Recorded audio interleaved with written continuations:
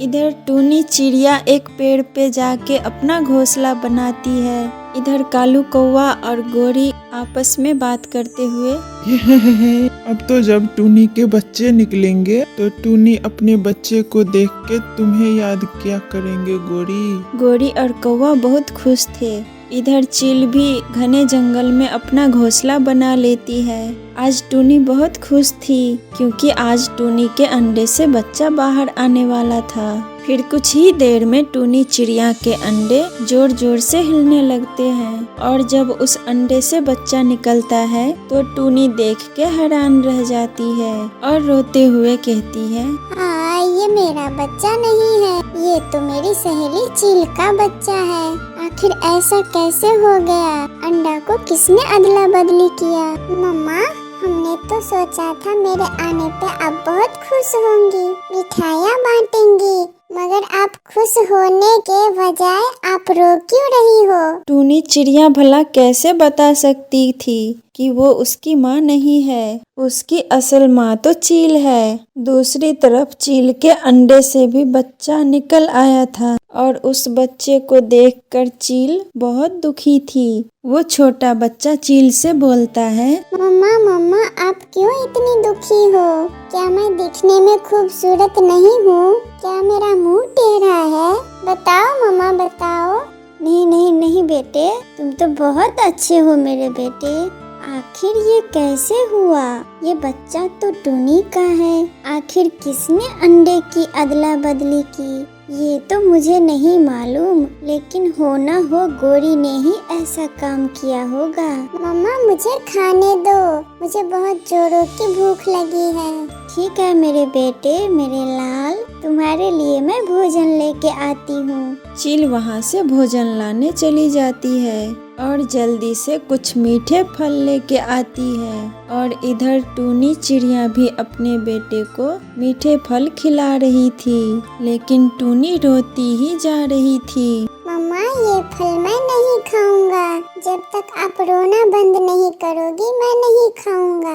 फिर टूनी चिड़िया जैसे तैसे आंसू पोंछती है, अपने बच्चे से कहती है, बेटा लो, अब मैं चुप हो गई, अब तुम खा लो। कुछ ही दिनों बाद जंगल के सारे पक्षियों को ये खबर हो जाती है कि टूनी के पास चील का एक बच्चा है। फिर मिट्ठू तोता और बुलबुल टूनी के पास जाती है। बुलबुल कहती है, टूनी, मैंने तो तुम्हें एक अच्छा पक्षी समझकर इस जंगल में जगह दी थी, परंतु मुझे क्या पता कि तुम किसी चील के अंडे को चुरा के लाई हो। अरे रे भैया, मुझे नहीं मालूम ये चील का अंडा मेरे पास कैसे आया।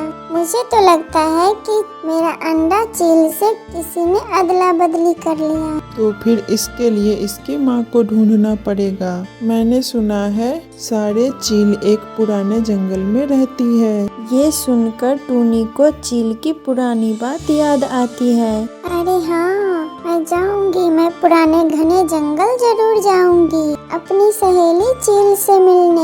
टूनी चिड़िया देर न करते हुए अपने बच्चे को लेकर पुराने जंगल की तरफ चली जाती है।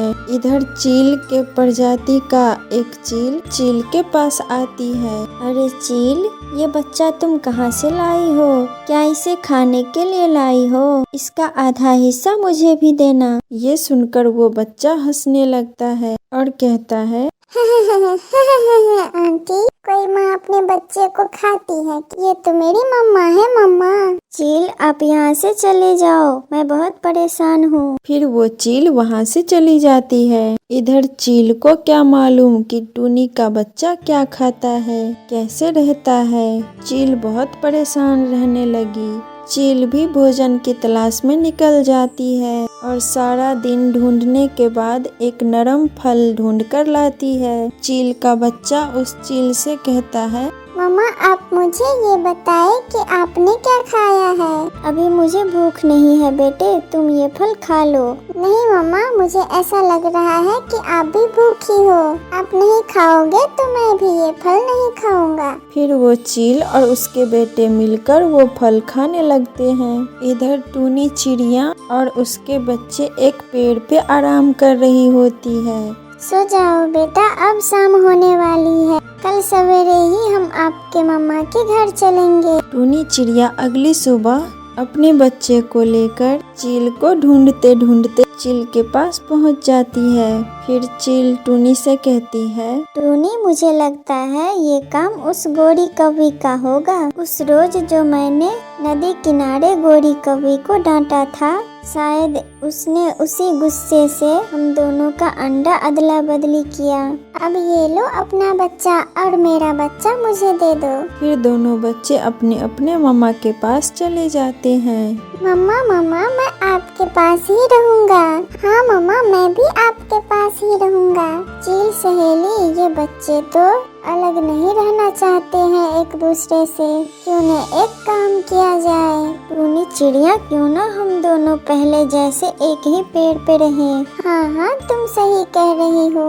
फिर वो दोनों खुशी खुशी एक ही पेड़ पे रहने लगते हैं।